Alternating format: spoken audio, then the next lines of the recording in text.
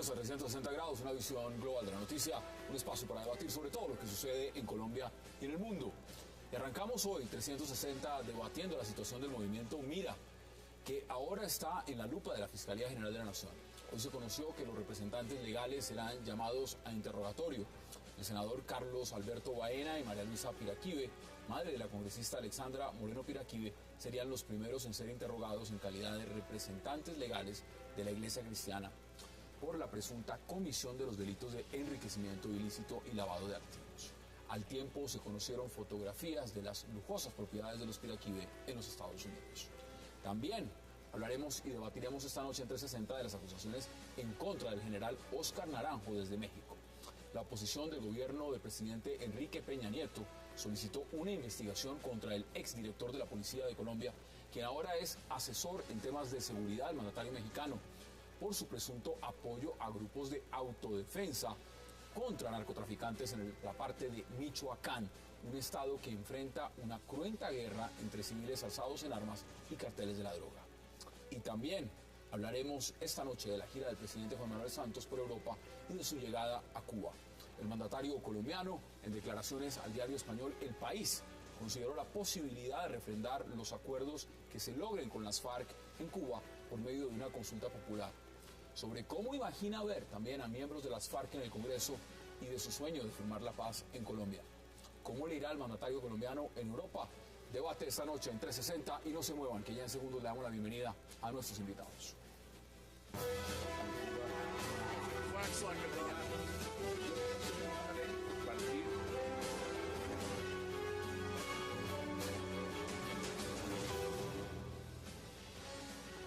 Y qué placer darle la bienvenida esta noche en 360 a Samir Bedoya, al senador Juan Carlos Vélez y a Ricardo Galán, y en próximos minutos también a Claudia López. Caballeros, qué placer y qué gusto que hayan aceptado esta invitación. Hassan, buenas noches, muchas gracias por la invitación. El gusto es todo nuestro. Samir. Buenas noches, Hassan, gracias por la invitación. No, gracias a usted además por aceptar esta invitación, porque mucho se ha hablado de Mira.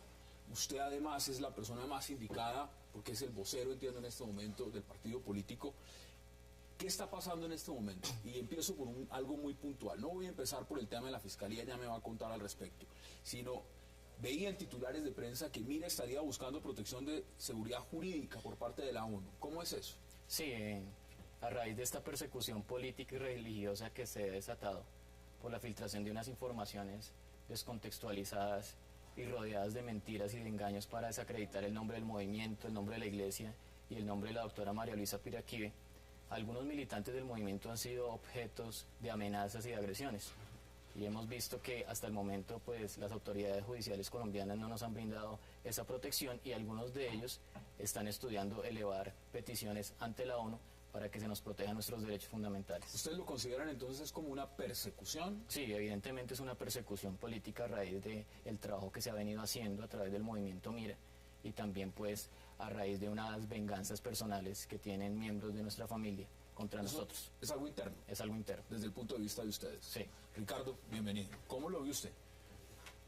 Yo tengo varias opiniones sobre eso. La primera es que sí me parece que el tratamiento que se le ha dado al tema del partido específicamente es un tratamiento desequilibrado. A mí me parece que en parte también por errores del partido. El partido no ha debido quedarse callado tanto tiempo. Se quedó callado casi una semana. Apenas están hablando. Y cuando uno se queda callado, los demás hablan por uno. Y entonces se corre el riesgo de que la gente haga sus interpretaciones particulares. Frente a la iglesia, pues me parece que el trato es desequilibrado porque no la tratan en el mismo nivel que a las otras iglesias.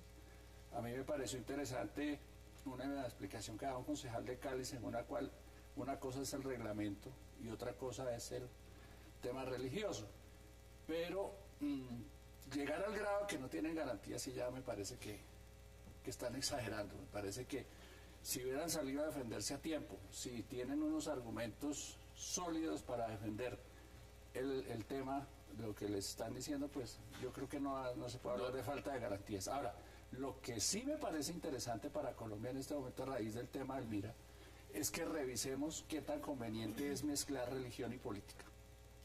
Ese es el debate. Ese es el debate. Ese es el debate. Me parece que sí se deberían separar las dos cosas y si las unen, pues asumir las consecuencias de las dos cosas. Porque me parece que un tema religioso se está volviendo un tema político en plena campaña, que no deja de pensar uno que tiene un sesgo para sacarlos de la competencia. Claudia, bienvenida, qué gusto. Hassan, un gusto, muchas gracias por la invitación. ¿Cómo lo ve usted? Porque se han puesto ya posiciones sobre la mesa y la gran pregunta es, ¿aquí usted ve que esto sea una persecución o es otra cosa? No, yo no diría que es una persecución política, Hassan, pero sí diría que el cubrimiento mediático me parece exagerado. O sea, francamente, de hecho, cuando me invitaron hoy que el tema de mi dije, bueno, pero otra vez, pues... Ya lleva una semana. Ya, o sea, en este país pasan cosas muy importantes, dejamos de cubrir cosas muy importantes por cubrir este tema. Entonces, no me parece que sea una persecución política, me parece que hay unos hechos serios de diferente nivel, valga decir. Uno es este debate de si la mezcla de religión y política es deseable, yo creo que es indeseable. Aquí y en cualquier lugar del mundo, hace 300 años y hoy, en los próximos 200, va a seguir siendo indeseable. Ese es un debate, digamos, medio filosófico de fondo, pero también hay unas cosas que ya no son políticas, sino delictivas. Es decir, yo sí creo que aquí él mira, y creo que cuenta con todas las garantías judiciales, como cualquier otro colombiano, pero va a tener que explicar cosas que ya rayan es con el delito. El posible lavado de activos, la acumulación de ingresos de buena parte de los miembros de la familia y en particular de la iglesia. Entonces aquí me parece que hay cosas de distinto. Aquí hay un debate como el de si hay política y religión y es deseable, yo creo que eso es indeseable. Aquí hay un debate sobre cómo se está cubriendo este escándalo. Mira, en mi opinión exagerado, en mi opinión digamos completamente desbordado y desequilibrado como decía Ricardo, pero también hay unas cosas delictivas que en nombre, la típica de siempre de que hay una persecución política. No, hay unas cosas que rayan con el delito que miembros de esa organización van a tener que explicar ante los organismos judiciales de Colombia. Mire, ya le vuelvo a dar la palabra, senador, también quiero conocer su partida en este debate porque claramente lo que dice Claudia tiene mucho sentido. Cuando la Fiscalía dice, aquí hasta llegaron posiblemente a ocultar información, eso es grave. Ahora, ¿cómo lo ve usted? Bueno, indudablemente las declaraciones de la señora Piraquive fueron desafortunadas. Creo que en eso estamos todos de acuerdo. Me parece que lo que le ha faltado a los miembros de la iglesia, porque es un tema más que todo religioso, digamos, el pronunciamiento fue sobre un manejo, cómo se debe manejar, digamos, el rito y tiene que ver ya con los propios predicadores. Me parece que les faltó haber salido rápidamente, aún no han salido a dar explicaciones. Porque está muy bien que usted dé las explicaciones, pero la opinión pública no lo va a percibir de la misma manera como cuando los mismos senadores o la misma señora Piraquive vienen y ponen la cara. Ellos no han puesto la cara. Este país entiende que una persona se puede equivocar, puede decir cosas que no son, pero cuando reconoce que se equivocó, la gente hace una actitud diferente. Me parece que en la medida que estas personas involucradas directamente, como el senador Baena, a quien aprecio, respeto, de quien tengo un concepto como senador muy bueno, como el mismo senador Virgües, porque los he visto trabajar de una manera muy juiciosa en el Congreso de la República, pero me parece que en la medida que ellos no pongan la cara, no aparezcan ante la opinión pública, pues esto cada vez se va a ir complicando mucho más. Usted lo está haciendo y de verdad hay que reconocérselo, pero la verdad es que apenas desde ayer pues usted apareció en los medios y es la primera posición, digamos, de explicaciones que da el movimiento Mira, que lo está haciendo a través de... ¿Ustedes sienten que hay que pedir excusas o no lo sienten? No, pues son varios temas, ¿no? El tema religioso sí, indiscutiblemente, pues es un tema muy del fuero de nosotros. ¿Sí? Este país está amparado por el derecho constitucional al libre culto. No es ningún tipo de discriminación. Ya el Ministerio del Interior nos ha corroborado que los dichos pues, de la doctora María Luisa en ese video no corresponden a actos de discriminación. Y también ha definido que de los 40 años de funcionamiento de la Iglesia no ha recibido ninguna queja por este tipo de actos. Entonces, pues ese tema ya es algo del fuero interno de nuestras convicciones religiosas. El tema de los pronunciamientos, que es un debate que es muy interesante. ¿Por qué los cabezas o las personas involucradas en estos cuestionamientos no se han pronunciado? Este ataque, que sí lo seguimos considerando una persecución, tiene diferentes formas o diferentes vías de ataque. Un ataque a través de los medios, a través de la filtración de documentos privados y ataque judicial. A ver, pero ¿quién estaría detrás de esto? Seamos prácticos en esto, porque yo vi un video, digamos, de María Luisa Piraquive diciendo que ese es el demonio, ese es el diablo. Ahora, eso en un carácter religioso pues es totalmente respetable para quien crea en la figura del diablo. Pero vamos a lo pragmático. Esto en una situación real es un tema electoral de coyuntura. Es un tema que quieran destruir el partido Mira en plenas elecciones cuando ustedes ni siquiera posiblemente se debaten si pueden alcanzar el umbral o no. Eso tiene que ver directamente al senador Baena, eso tiene que ver con la senadora Piraquive. quién estaría detrás de eso. Esto es un tema familiar que ha tomado visos políticos. Hay, digamos, un tema familiar, una dificultad familiar con mi hermano Oscar Bedoya, que pues ha liderado esta campaña de desprestigio y se ha unido a un tema político. Esos videos son ya de hace varios años y precisamente ahora en plena época electoral es que los dan a conocer.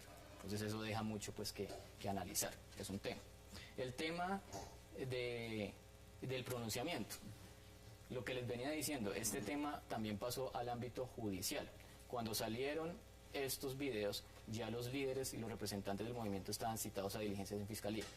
Nosotros en el movimiento hemos sido consistentes en decir que la justicia no puede ser una justicia mediática, de manera que se decidió por parte de los representantes primero acudir a dar las explicaciones pertinentes a los entes de control y después sí ya salir a los medios de comunicación, pues hacer los otros tipos de cuestionamiento, y yo creo que eso es respetable. Todos estamos de acuerdo. La gran mayoría... ¿Ustedes ocultaron la información? No ocultamos información, ahí también hay una desinformación. El día viernes nos hacen una inspección judicial al movimiento para solicitar las balances contables de los 13 años que tiene el movimiento de vida jurídica. El movimiento tiene otras sedes en la ciudad de Bogotá, pero la sede principal donde se maneja el tema financiero es la sede que intervinieron con la inspección judicial. Las otras sedes son sedes de tipo político. Allí no hay ningún documento de tipo financiero. Allá lo que hay es publicidad y son sitios de reunión de candidatos con sus simpatizantes. Entonces, no hay la tal ocultamiento de la información. El fiscal o el vicefiscal de pronto tiene una mala información.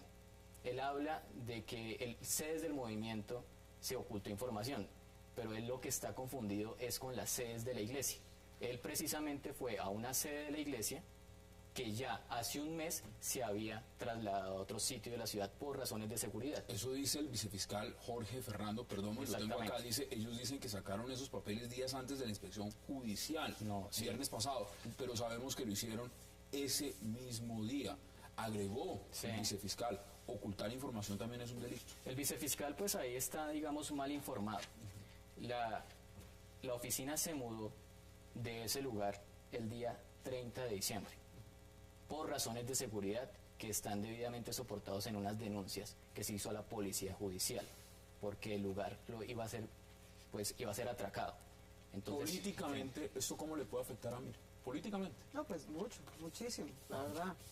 Porque el Mira es un movimiento juicioso. Digamos, yo en mi vida previa, antes de meterme en esta película... No, y además que usted ha sido juicioso haciendo análisis de todos los partidos políticos y lo demás. Exacto. Entonces, en mi vida anterior de analista política, antes de meterme candidata, la verdad yo varias veces dije públicamente, si uno compara los diferentes partidos de Colombia en su organización, en el cuidado con el que seleccionan sus candidatos, en sus reglas internas, la verdad el Mira es como un partido de lujo. A mí no me gusta que mezcle política y religión, pero esa es una opinión.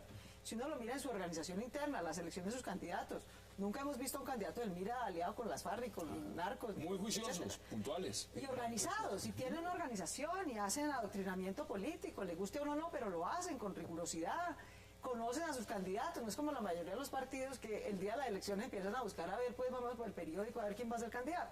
Entonces la verdad es que yo lamento mucho por el Mira como organización política, pese a que no comparto, digamos, su mezcla con religión, que esté en esto porque me parece que era una organización política que en muchos aspectos era ejemplar para el despelote que son los partidos en Colombia. Y esto claro que lo afecta en su reputación, en su goodwill, y yo creo, ya era muy difícil para el Mira, muy difícil.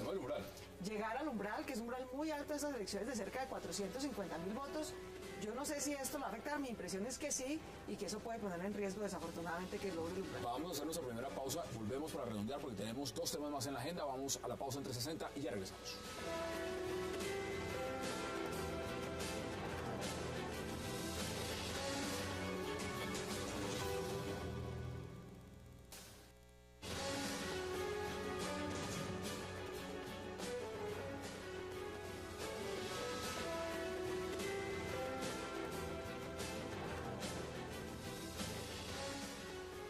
Regresamos a 360 grados y por supuesto seguimos hablando del tema del partido político Mira. ¿Qué le agrega a usted? Porque se han dicho cosas. A mí me parece que hay que fijarse en la fiscalía. Las denuncias, primero, hay una confusión tanto en la fiscalía como en los medios de comunicación sobre las sospechas en donde recaen. Las sospechas recaen en la iglesia y la fiscalía se va a buscar al partido. ¿Pero no son lo mismo?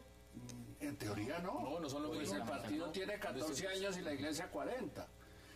Hay una denuncia de 2003 que uno dice, y los 10 años anteriores en donde estuvo la fiscalía, que no fue a buscar a la sede la información que dice que ahora le tapan.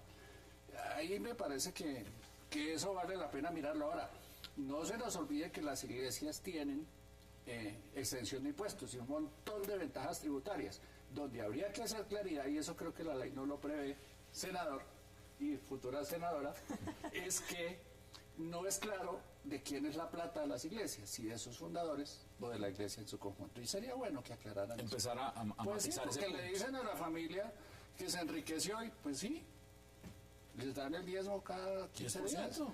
¿Por qué no? El problema es saber, ¿y la plata es de todos los fieles que la siguen o de sus dirigentes o fundadores? Senador, ¿qué dice usted? Pues no, a mí me parece que pues hay que esperar a ver, insisto en las explicaciones. En la justicia show, cuando deciden las entrar explicaciones, la fiscalía a operar. es muy difícil en este momento hacer algún juicio con respecto a Almira o a la iglesia, hasta tanto no escuchemos qué nos va a explicar, por ejemplo, el senador Baena, quien es una persona de quien tengo un buen concepto, como senador pues me parece que ha sido muy juicioso, muy disciplinado, muy No ha hablado. serio. Esperemos a ver qué dice. Yo creo que hay que mirar a ver cómo va evolucionando este tema, cómo va evolucionando la fiscalía, y usted lo dijo, ellos van a primero darle las explicaciones a los órganos de control y después a la opinión pública. Entonces formarse una idea realmente de qué es lo que sucedió, si realmente hubo un lavado de activos o no, pues es muy difícil sin antes escuchar a quienes en este momento son Vamos a redondear. los protagonistas. Quedan menos de 4 minutos en este El tema. tema del lavado de activos es una denuncia del 2003, como lo dice aquí el doctor. Esa denuncia fue investigada y pues la Fiscalía no halló méritos para seguir adelante.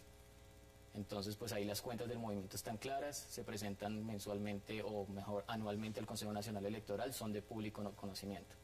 El tema de la iglesia, pues los dineros son de la iglesia y se invierten en la iglesia, en la compra de templos y en el sostenimiento de esos templos. No, ¿Y porque la lo expansión? hemos visto Y en la expansión. casas de 3 millones de dólares en Miami. Eso no es No, exactamente eso son informaciones que están, digamos, tergiversadas. Eso no son todas esas tienen casas. propiedades. Bueno, le tienen porque son personas que trabajan y con sus salarios compran, pero no son dineros de la iglesia, son dineros fruto de los salarios que ellos ¿Cuál ganan. es el salario de la señora Ah, Pilato no, en la eso sí, iglesia? pues no lo desconozco. Porque para Sí. tener una vivienda de 3 millones de dólares en Es que Miami se necesita un salario alto. Pero es que la digamos. doctora Piraquive lleva 40 años de 40 trabajo. años. La iglesia es una iglesia que está en 49 países, más de 900 iglesias. Todo está declarado. O sea, Todo está declarado ante las autoridades de Estados Unidos y ante las autoridades colombianas. Si han habido instituciones en este país escrutadas, ha sido el Movimiento Mira y la Iglesia de Dios Ministerial de Jesucristo Internacional. La Dirección de Impuestos y Aduanas Nacionales tiene toda la información. Las entidades que administran impuestos en Estados Unidos tienen toda la información, todo eso está claro, nada de eso está escondido. La iglesia como persona jurídica le aporta al movimiento, no es el único aportante, el movimiento tiene otros aportantes, otras empresas, otras personas naturales que pasan por los filtros establecidos para tal fin. Es decir, Entonces, ahí no hay- preocupaciones desde el punto de vista de lavado de activos y eso no No. tienen ninguna. Para nada, todo está claro, la información está al día, inclusive la fiscalía en el interrogatorio le dijo a la doctora María Elisa que llevara los estados financieros de ella ya los envió a la fiscalía los estados financieros de ella de los últimos 10 años, eso no se puede cuadrar en un fin de semana. Entonces aquí hay total transparencia, tanto en el manejo de los recursos del movimiento como en el manejo de los Vamos a recursos de la redondear. iglesia. Deme sus conclusiones. ¿Esto a dónde punta? ¿Dónde terminaste? No, digamos, yo le digo la verdad, a mí más que el tema político, realmente aquí me preocupa es el tema penal. A mí sí me preocupan las diferentes cosas, entre otras cosas porque él dice, es un problema familiar. Qué pena usar este término que es duro, pero es una vendetta. Es una vendetta. Y cuando empiezan a salir este tipo de cosas, así es como uno sabe las cosas que ocurren mal en una organización cualquiera, en una organización política, en una organización criminal. Es porque se arma una vendetta Interna. entre los que tienen la información, que son los que son capaces de filtrarla, porque obviamente un ciudadano honesto por fuera, pues no tiene idea de esa información. Pero, Claudia, es que Entonces, eso es de a mí sí hace me parece que ahí, bueno, Eso es de hace precisamente, años. La Fiscalía es ya ha reiterado, investigado. ha pasado varias veces, a mí me dejan muy mal sabor. Y yo sí quisiera que esto, aunque la Fiscalía pues actúa ahí con populismo, ¿no? Lleva con esta investigación no sé cuántos años y ahora pues sí se acordó de mandar la investigación judicial, etcétera. Pero más allá del populismo de la Fiscalía, en este momento yo sí creo que es muy importante que eso se aclare y que se llegue hasta las últimas consecuencias. Porque eso es un delito. Entonces, más allá del debate político aquí, lo primero es que el que la hace, la paga. Que si hay lavado de activos, se sancione y de la manera más drástica. Y si no hay, que si hay también, evasión de también, impuestos, y si no hay, que también. se comunique. Y que si no hay, que se informe, por Claro, supuesto. para Pero la a mí me opinión parece pública. que ya hay demasiada información muy complicada que yo creo que lo importante es que sea claro. El tema político ya veremos, si les va bien las elecciones o no las elecciones, la política va a seguir. Eso y se no es un define ese delito. día, el día- Pero que el se día de las aclare lo urnas. delictivo primero. Y se va a aclarar y esperamos que cuando se aclare pues también haya esa misma despliegue que como cuando se No nos va a está pasar nunca, condenando. pero bueno. Eso no va a pasar. Pero, nunca pero pasa. personas como usted sí puede pasar. En 20 segundos, de las conclusiones. Bueno, en 40. Eso no va a pasar. Que cuando- Es muy fácil dar palo. No, Sí, claro, por eso es muy fácil. supuesto, y ya eso va a pasar cuando no haya campaña electoral y el Mira no esté, en los votos del Mira no esté interesado nadie. Pero sí me parece es que lo que el país debería reflexionar o lo que deberíamos reflexionar es si aprovechamos la coyuntura y el tema para separar de una vez por todas religión y política. Yo no sé si vía reglamentaria o cuál sea el sistema, pero no me parece una buena combinación. Religión, política, fútbol y billete. Ahí están las posiciones. Vamos a cambiar de tema. Y cambiando de tema, pues quiero empezar por Claudia también, porque este tema usted sí que lo ha tratado. El tema de las autodefensas. Usted sí que lo estudió en Colombia. Sí, señor. Que en México en este momento un sector político como el PRD, que está en oposición a Peña Nieto y al PRI, por supuesto, Sí. acusan al general Naranjo de decir que ha sido de pronto promotor o que está detrás de las autodefensas en México. ¿Usted cómo recibe esa noticia? Pues hombre, con sospecha, la verdad, yo me imagino al general Naranjo haciendo todo menos organizando paramilitares en México, francamente.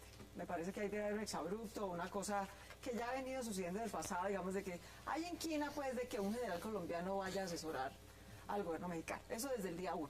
Entonces me parece que algo de levanta eso pollas de por sí. algo de eso debe haber. Segundo, pues, muchos, si aquí esta es una vendetta, es una vendetta, un juego de niños. En México realmente, decía un amigo mío, Gustavo Duncan, que ha analizado también mucho este tema, decía, Claudia, la diferencia entre México y Colombia es que en México el presidente dice quién puede ser narcotraficante. En Colombia los narcotraficantes dicen quién puede ser presidente. Y esa lógica se rompió, digamos, con la democratización de México. El PRI, que era un aparato pues dominante, único partido, tenía muchas cosas negativas, pero una de las cosas positivas que tenía era que tenía control sobre lo legal y lo ilegal. Y le ponía reglas, digamos, a la ilegalidad. Eso se rompió con la democratización, ¿cierto? Y en buena medida por eso está todo el tema, digamos, de crimen organizado disparado en México, además pues porque tiene al lado, ese era más o menos algo Es que decir, iba naturalmente a ocurrir porque tiene el mercado más grande al lado, que es el de los Al lado. Estados Unidos, y todas las ventajas comparativas para explotarlo. Ahora, aunque se usa la misma palabra, lo que quiere decir autodefensas en México no tiene nada que ver con lo que quiere decir autodefensas en la historia de Colombia. Se usa la misma palabra, pero son dos cosas muy distintas. En México nunca ha habido guerrilla, pues la guerrilla, digamos, del ZLN, que no fue una cosa, digamos, importante, fue una revolución hace más de un siglo. En Colombia, las autodefensas y el paramilitarismo están directamente ligadas al tema contrainsurgente, primero en su origen histórico. Segundo, fueron directamente promovidas por el Estado, incluso durante más de 4 décadas fueron legales, ¿cierto? Los grupos de autodefensa, entonces se promovieron por el Estado, ¿cierto? En parte como una respuesta a la contrainsurgencia, y después, en los 80s, terminaron cooptadas por el narcotráfico. En México, en cambio, no tienen ningún carácter contrainsurgente, ¿sí? Es al contrario, están saliendo no promovidas por el Estado, sino realmente como autodefensas, digamos, Se están formando unos para- ciudadanos que se están armando con mano propia.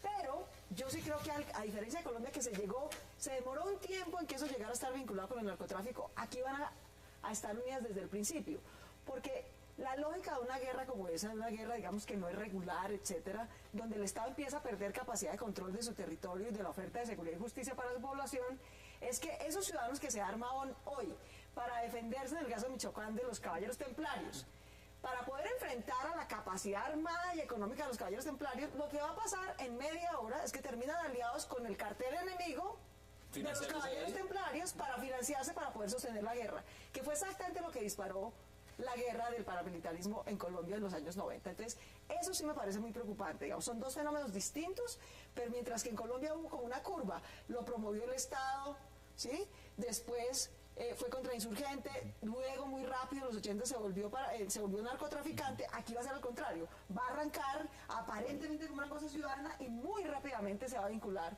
al tema de una pelea entre grupos armados de diferentes carteles que va a hacer que el Estado mexicano pierda mucho más control que Ya lo que les tiene doy la palabra para que puedan intervenir. Vamos a nuestra segunda pausa en 360 y ya regresamos para seguir debatiendo lo que ha significado, por supuesto, acusaciones en México de cómo posiblemente el general Naranjo estaría promoviendo grupos de autodefensa.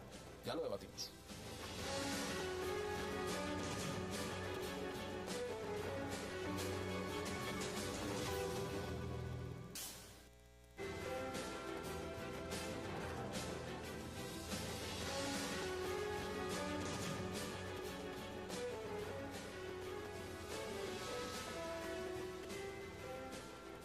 Regresamos a 360. Mire, senador, para nadie es un secreto que cuando llegó el general Naranjo a México como asesor de Enrique Peña Nieto, eso levantó ampollas, especialmente entre los militares.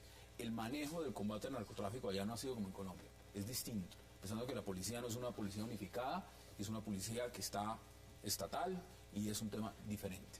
Ahora, ¿eso cree usted que de alguna u otra manera también tiene un componente político? Y es que sabemos que el general Naranjo es una ficha importante hoy en día en la parte estratégica del presidente Juan Manuel Santos. Y de alguna forma cualquier ataque directo contra el general Naranjo también es un ataque directo contra el presidente y su deseo reeleccionista. ¿Usted cómo analiza lo que está pasando? Bueno, desde el punto de vista político, pues tenemos un muy buen concepto del general Naranjo. Fue un gran policía.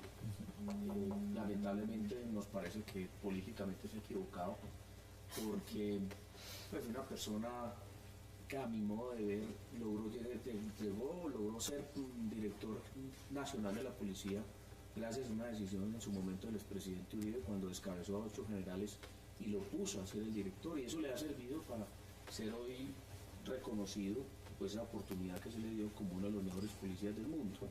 Es decir, ¿usted piensa que debería estar en las toldas uribistas? Sí, pero bueno, cada uno es libre de tomar sus decisiones. Él decidió irse donde el presidente Santos. Lo que no me parece adecuado es que él en este momento sea asesor del gobierno. Yo no sé de qué manera, supe que en su momento el general Mora tenía un contrato, no sé si ese mismo contrato lo tiene el general Naranjo, y no está bien que escriba artículos en la prensa apoyando al presidente Santos y diciendo por qué va a votar por él.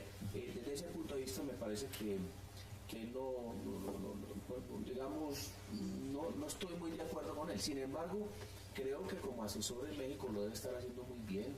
Pienso que las políticas que él ha venido implementando tienen que ir produciendo sus resultados, y la presencia de él es fundamental, porque como lo decía Claudia ahora, pues la situación de México se va a complicar mucho.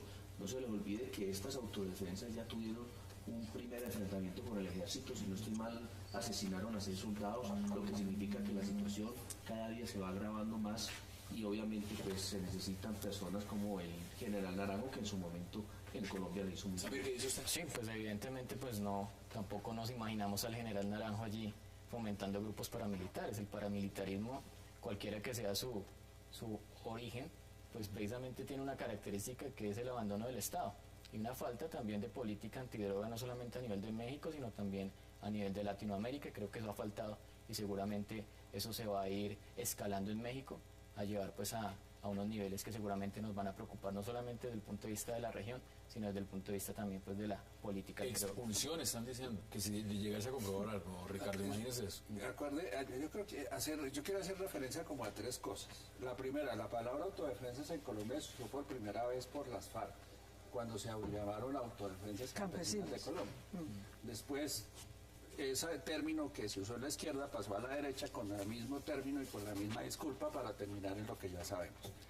Pero yo no, por supuesto, yo no creo que el general Naranjo esté en esas. No me lo imagino en esas. Pero no necesita de eso. No puede, perdón, no puede llegar. O sea, ¿usted cree que va a llegar un general colombiano a darle órdenes a un militar mexicano de cómo es que tiene que promover y realizar autodefensas? Pero es que los mexicanos tienen por qué pensar eso, es que ya pasó en Colombia. Sí, no. Acuérdense los Pepes. Lo que podrían decir es si el general Naranjo está proponiendo, que puede interrumpirte un segundo, está proponiendo que el Estado mexicano adopte eso como política, como en su momento lo hizo el Estado colombiano. Ese no es el problema de Naranjo. Antes de ver donde yo creo que está el problema, yo creo que los mexicanos tienen razón de pensar que eso es posible. Acordémonos de la Alianza Cartel de Cali, Pepes, autodefensas y policía para dar de baja a Pablo Escobar. Cuando uno repasa la historia reciente de Colombia, y la tenemos en televisión puesta a las 11 de la noche, pues llevamos 2 años mostrando. Yo los mexicanos también, sí, yo me preocuparía, y eso debe estarse viendo en México ahorita, entonces yo sí me preocuparía. Pero yo creo que donde está el problema es en cuando Naranjo empezó a asesorar al gobierno mexicano, lo primero que dijo, y el presidente de México debe estar por tomar esa decisión, es que no se podían permitir tantas policías, porque es que hay policía local, policía regional, policía departamental. Totalmente diciendo Colombia. Una sola policía. Esa es la decisión que debe estar por tomar Peña Nieto, y viene el escándalo para evitar que la tome, porque es que todas esas policías son independientes, la mayoría de esas policías son corruptas, deciden con quién se alían y con tienen quién no. alianzas con los carteles, recordemos que había una que funcionaba con el cartel de Sinaloa, ese es el problema es que Peña Nieto va a estar por tomar esa decisión. Y lo otro que tiene Naranjo, que en México molesta mucho, pues es la cercanía con el gobierno de los Estados Unidos, innegable. ¿Eso políticamente, Claudia, le va a afectar o no en Colombia? ¿O es un hombre con efecto teflón? La popularidad de Naranjo es muy alta. Sí, y además me parece que es un hombre increíblemente habilidoso. Mejor dicho, más que buen policía, el general Naranjo lo que es un político impresionante, un hombre que es capaz de manejar el lobby, los medios, como pocas personas en Colombia, así que yo supongo que él sorteará este pequeño escándalo de la mejor manera para él. Pero yo creo que lo mejor, si yo pudiera mandarle desde aquí un mensaje al general Naranjo, es: nos necesitamos más concretando el proceso de paz, a ver si terminamos ese proceso de paz rapidito, a ver si las FARC nos dejan de usar el proceso poniendo bombazos para ganar espacio en la negociación, y el gobierno dilatando la negociación para ganar en su reelección. Entonces, ¿por qué no más bien general Naranjo se concentra en la negociación de Colombia, a ver si nos dejan de dar plomo ¿No en lo ve como Colombia? ficha en la vicepresidencia? Puede que sí. ¿Puede que sí? Pero puede que sí. Pero entiendo que el contrato que si tiene le bien dieron jugoso la tarea, y a mí me allá parece en bien que se la hayan dado, de estar en el equipo negociador de Colombia, ¿por qué no nos hace un favor y viene a terminar la paz, que harta falta que nos hace terminar eso rápido? ¿Qué dice usted? O sea que sí, señor Peña Nieto, por favor, échelo. Yo Está hablando por O acá. sea, O sea, vengo aquí, hermano, que esto es más urgente que tengo la asesorar a creencia México. que ese contrato que tiene es bastante jugoso. Y yo creo que más bien lo que Pues él pensará hacer es concentrarse a adelantar su trabajo en México que irse para Cuba a lidiar a Creo estos que le interesa más la paz de Colombia que Yo la creo paz de que México. a pocos generales se les aparece la oportunidad de hacer un capital en la vida después de que dejan de ser. Después de retiro. Sí, Claro. y la pensión no es muy buena, parece, ¿no? Conclúyame usted este debate, Samir, porque vamos a hablar también del presidente Santos y una entrevista que dio al diario El País de España. El tema cobra relevancia porque evidentemente el general Naranjo es una ficha para la vicepresidencia de Santos. Entonces por eso toma relevancia tanto aquí como en México. Eso sería como la ¿Usted cree que haría una mejor labor en la vicepresidencia? Como dice Claudia, debería estar en La Habana concentrándose más bien en finiquitar por lo menos esa agenda presidencial. El proceso de paz no se va a acabar. Claudia solo dijo que negociara. El proceso de paz no se va a acabar esa ahora. posibilidad, ¿no? Exacto. Ese proceso de paz, así con todo y el deseo de Claudia, no se va a acabar antes de las elecciones presidenciales. Entonces Naranjo va como fórmula vicepresidencial. Ah, caray. del O sea, se lleva el pronóstico. Ya ese es el pronóstico que nosotros hacemos. Bueno, aquí cambiamos de tema rapidito. Ricardo, Señor. ¿cómo vio la entrevista del presidente Santos en El País de España y lo que dijo? Nada nuevo, yo no vi ahí. No, muy reportaje, No, ¿no? me pareció un reportaje muy bien escrito. Me parece que noticia no encontré. Matices. Por ejemplo, me pareció positivo ver que el presidente ya entendió que la paz no va a salir en un año, pues, que eso se demora y que hay que dar tiempo y que hay que tener paciencia. Ahora que está favorable las Me encuestas parece también. que el otro matiz que encontré es que nos está preparando para cosas que no nos van a gustar cuando dice que es que si no presenta el paquete completo no se lo compramos. Que es que si empieza a mostrar acuerdos que ya hay, eso lo va a rechazar la gente. Entonces como que le empieza uno a decir esto viene grave, esto viene duro y iremos a ver qué le compramos. Pero Embelleciendo el sapo de noticia no, pronto. me parece es que sería lo interesante es el final de la gira. ¿A dónde va a terminar esa gira? En Cuba. Y lo que se está diciendo hoy de viajeros hacia La Habana, ¿no? ¿Usted cómo lo ve? No, a mí me parece que es una noticia importante. ¿Cuál es? Y es que él prácticamente ya descartó la posibilidad del referéndum. Ya habló de sí, consulta. señor. Ya habló de otras cosas. Tanta lidia que dieron el año pasado, ya debatimos en el Congreso, nosotros nos Lo oponíamos al aprobaron, referéndum, además. lo denominamos el referéndum armado por la paz, se aprobó el referéndum, tiene todos los problemas de constitucionalidad, el presidente lo defendió a más no poder, la coalición de gobierno igualmente, y hoy lo hundió. Dijo, ya no es referéndum y no consulta. Consulta es muy diferente a referéndum. Consulta no puede modificar la Constitución, consulta no puede modificar las leyes, consulta simplemente se refiere a temas administrativos. Pero ojo, senador, porque él no dice que va a ser una consulta, sino que hay otras formas de consulta. otras posibilidades. Y en No, esa puede estar su no. propuesta de la Asamblea Constituyente. Puede ser la constituyente, pero para la justicia. Yo he sido Las muy bases claro. constituyentes no firman nada. Pero yo he sido muy claro, la reforma de la justicia en este país hay que hacerla por constituyente, no hay posibilidad alguna de hacerla en el Congreso de la República.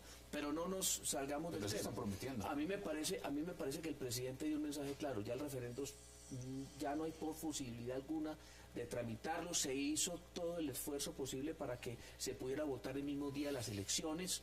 Definitivamente ya sabemos que no va a haber paz ni acuerdo de paz, como usted bien lo decía, o como usted lo decían, antes de la segunda vuelta presidencial, porque el proceso de paz se va a utilizar como una herramienta electoral del propio presidente Santos, y va a montar su campaña toda en el proceso de paz. Entonces, si le firman el acuerdo de paz antes de la segunda vuelta, pues se le cae todo el andamiaje de su campaña. El presidente dice algo similar a lo que está diciendo, no sé si está de acuerdo con el senador Vélez, dice que se lanza a la reelección porque tiene la responsabilidad de firmar la paz, es decir, la responsabilidad. Es decir, ¿la paz pasa por él o los demás pueden firmarla?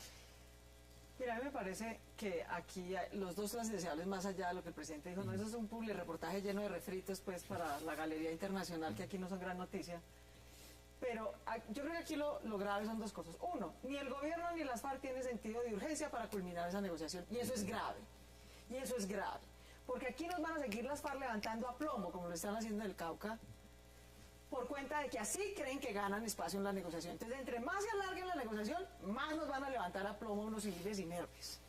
Y el presidente anda en el plan de dilatar la negociación para hacerse sentir indispensable en la negociación de paz. Esa es una manipulación política inaceptable.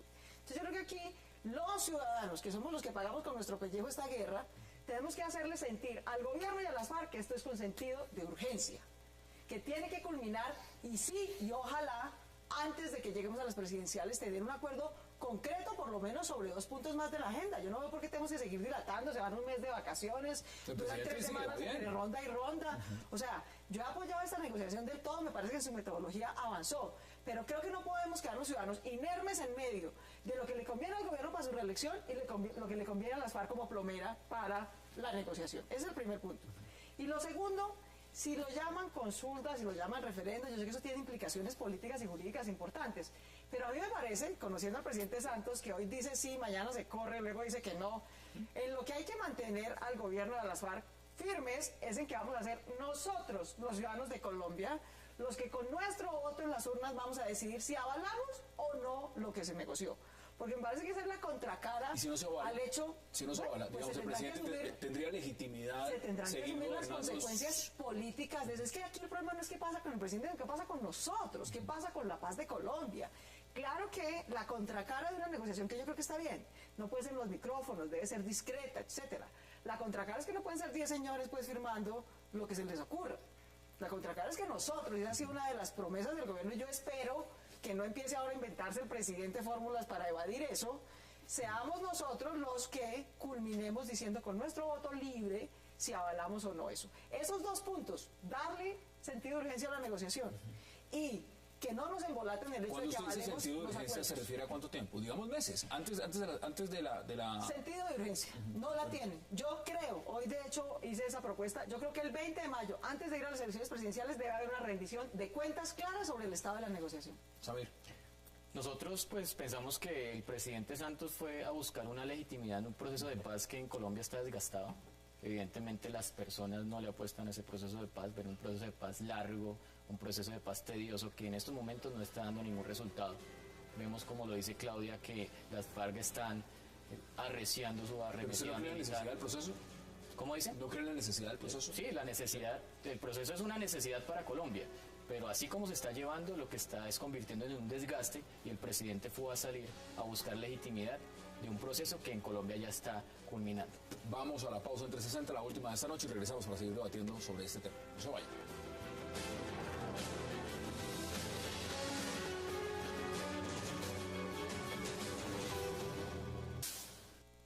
¿Se imagina usted a Iván Márquez, uno de los líderes guerrilleros que negocian en La Habana, sentado en el Congreso? Me imagino a representantes de las FARC sentados en el Congreso.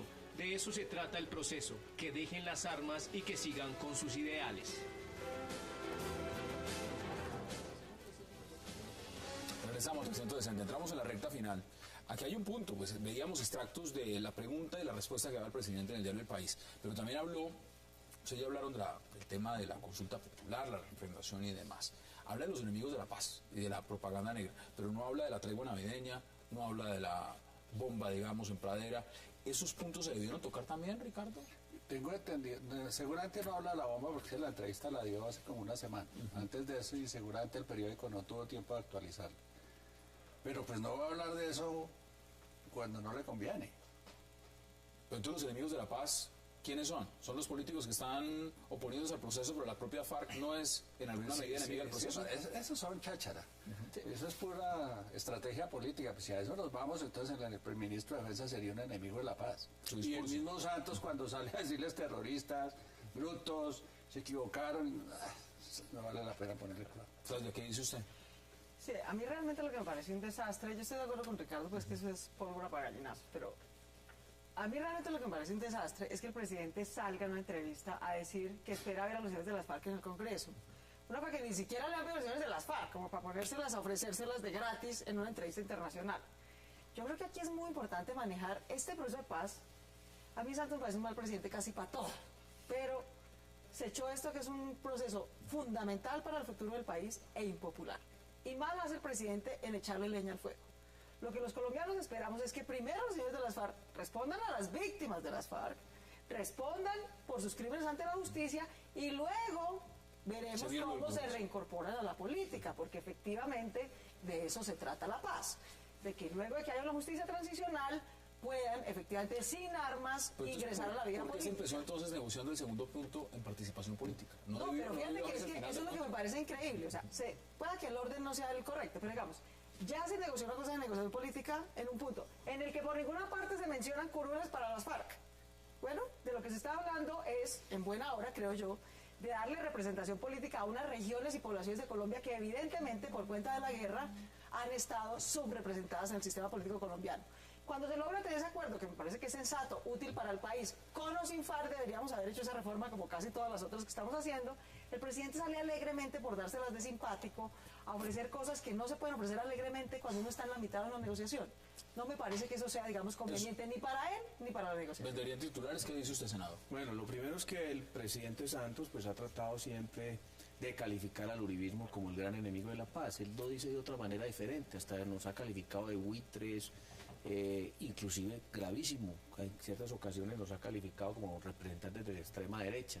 Y eso pues en este país es peligroso hacerlo porque es ponerle una lápida a una persona. Si yo soy uribista y el presidente dice que yo hago parte de la extrema derecha, pues prácticamente me está poniendo una lápida al cuello y eso no debe ser así.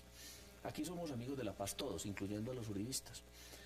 Claro que hoy me gustó mucho la intervención del vicepresidente porque él aclaró quiénes son los verdaderos enemigos de la paz. Y los enemigos de la paz son las FARC. Eso es claro. Por una parte. Por otra parte, esa declaración del presidente diciendo que quiere ver a los guerrilleros en el Congreso es desafortunada. Eso a la opinión pública no le cayó bien. Y también, pues, uno no entiende, por ejemplo, mire el caso mío. Yo no puedo ir al Congreso, pues no puedo aspirar al Senado, porque la ley no me lo permite. ¿Te lo impide, sí? Sí, yo no puedo ir al Senado. Yo quería ir por el Centro Democrático, yo estoy elegido por la U. ¿Te lo permite? Bastaba con que renunciaras un año antes. No, sí, pero en el momento que iba a suceder, en el momento que se dio ese tiempo, ese momento, el presidente Uribe no había definido si iba a aspirar al Senado. Bueno, no teníamos los temas claros. Sí, pero no puedo ir, lo dice la ley. Pero también la ley igualmente dice que quien haya cometido delitos de lesa humanidad no puede ir al Congreso de la República. Entonces a mí me parece que el presidente Santos no puede ir diciendo las cosas tan tranquilamente, en el sentido de, hombre, sí, vamos a ver a los guerrilleros en el Congreso cuando la ley ni la Constitución lo permiten. Entonces hay que tener cuidado con ese tipo de declaraciones que lo que hacen es hacerlo quedar mal. ¿Usted le da desafortunadas las declaraciones también? Sí, claro, muy desafortunadas porque pues en momentos en que se está negociando el proceso de paz, pero también están en juego unas minorías políticas, pues no tiene sentido que él salga y diga que quiere ver representantes de las FARC en el Congreso, cuando hay unas minorías que han hecho el juego dentro de las reglas democráticas e institucionales. Hay un tema con el que quiero concluir. Ese es un buen punto. Partidos como el Mira no tienen, casi que están sin oxígeno y sin posibilidad de volver al Congreso, y el presidente queriendo poner a las FARC ahí. Claro. ¿Visto así? Pero a ver, esas no son las reglas del juego. Los progresistas tampoco la tienen fácil. Y son gente que está jugando dentro de las reglas democráticas, nunca se han rebelado contra el Estado, no han secuestrado, no han matado a nadie, no narcotrafican, y resulta que le va a salir más fácil a los criminales llegar al Congreso. Pues es el titular con el que está el artículo. Ahora, me queda menos de un minuto para que cada uno en 20 segundos me dé sus conclusiones, sobre todo sobre un punto, y es el siguiente. Si uno lee la entrevista también vale la pena preguntarse si el presidente hasta este punto debería sentirse satisfecho de lo acordado en esta negociación. ¿Usted cree que hay los suficientes puntos para estar satisfecho de lo que ha pasado? Sí, yo creo que en algo más de año y medio ya haya 2 de 5 puntos de la agenda es un buen balance. Pero yo insisto, apoyamos el proceso, pero sin manipulación del presidente para su reelección y sin plomera de las FARC para ganar capacidad en la negociación. Porque si van a seguir en eso, entonces, por favor, sentido de urgencia. Antes de las elecciones presidenciales, los colombianos tenemos derecho a saber cuál es la rendición de cuentas de la negociación y en qué estado vamos en las elecciones respecto a ese tema. 20 segundos, ¿sabe?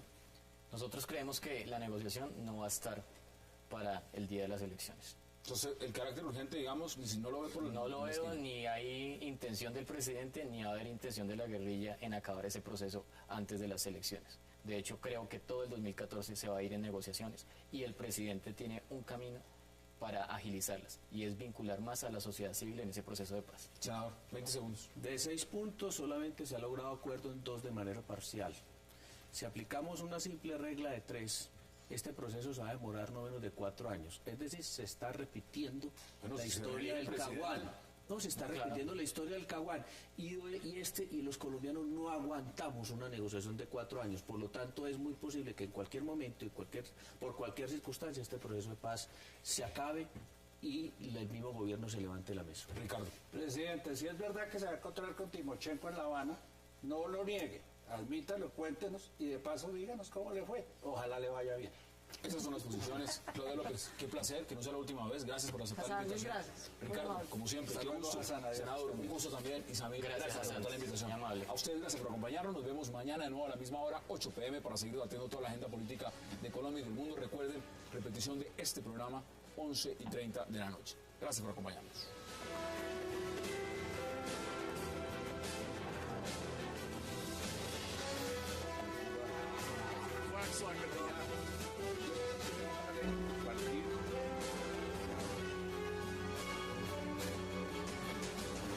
El gobierno del presidente Enrique Peña Nieto solicitó una investigación contra el exdirector de la Policía de Colombia, quien ahora es asesor en temas de seguridad del mandatario mexicano, por su presunto apoyo a grupos de autodefensa contra narcotraficantes en la parte de Michoacán, un estado que enfrenta una cruenta guerra entre civiles alzados en armas y carteles de la droga. Y también hablaremos esta noche de la gira del presidente Juan Manuel Santos por Europa y de su llegada a Cuba. El mandatario colombiano, en declaraciones al diario español El País, consideró la posibilidad de refrendar los acuerdos que se logren con las FARC en Cuba por medio de una consulta popular. Sobre cómo imagina ver también a miembros de las FARC en el Congreso y de su sueño de firmar la paz en Colombia. ¿Cómo le irá al mandatario colombiano en Europa? Debate esta noche en 360 y no se muevan, que ya en segundos le damos la bienvenida a nuestros invitados.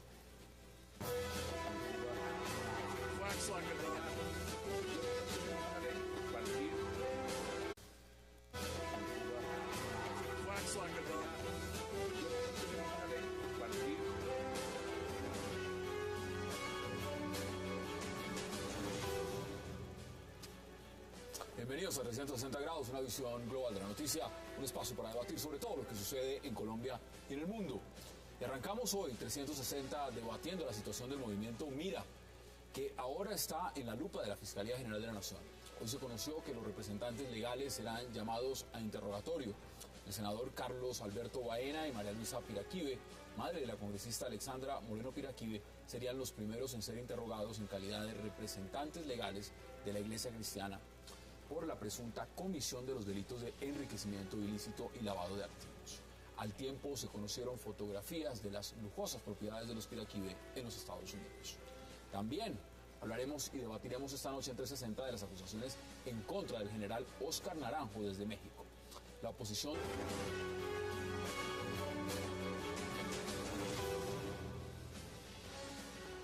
Y qué placer darle la bienvenida esta noche en 360 a Samir Bedoya, al senador Juan Carlos Vélez y a Ricardo Galán, y en próximos minutos también a Claudia López. Caballeros, qué placer y qué gusto que hayan aceptado esta invitación. Hassan, buenas noches, muchas gracias por la invitación. El gusto es todo nuestro. Samir. Buenas noches, Hassan, gracias por la invitación. No, gracias a usted además por aceptar esta invitación, porque mucho se ha hablado de Mira. Usted además es la persona más indicada, porque es el vocero, entiendo, en este momento del partido político.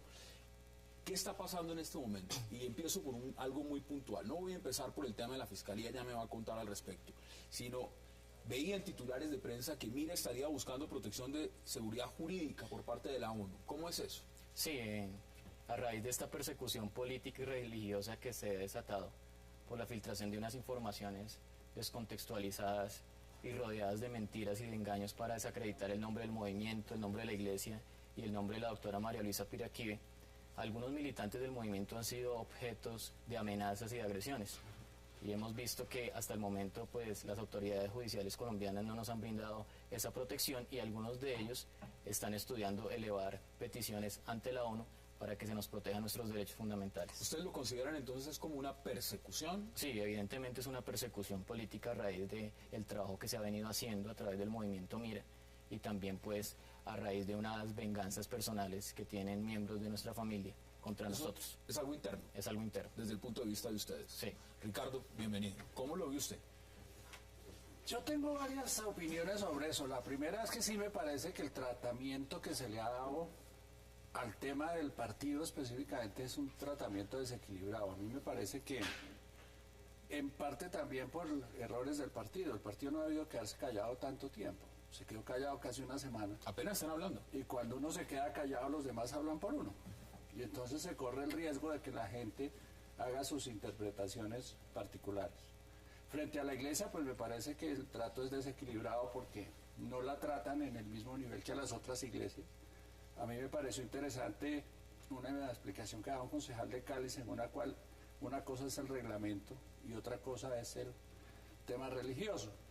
Pero llegar al grado que no tienen garantías, y ya me parece que están exagerando. Me parece que si hubieran salido a defenderse a tiempo, si tienen unos argumentos sólidos para defender el tema de lo que les están diciendo, pues yo creo que no se puede hablar de falta de garantías. Ahora, lo que sí me parece interesante para Colombia en este momento a raíz del tema del Mira es que revisemos qué tan conveniente es mezclar religión y política. Ese es el debate. Ese es el debate. Ese es el debate. Me parece que sí se deberían separar las dos cosas y si las unen, pues asumir las consecuencias de las dos cosas. Porque me parece que un tema religioso se está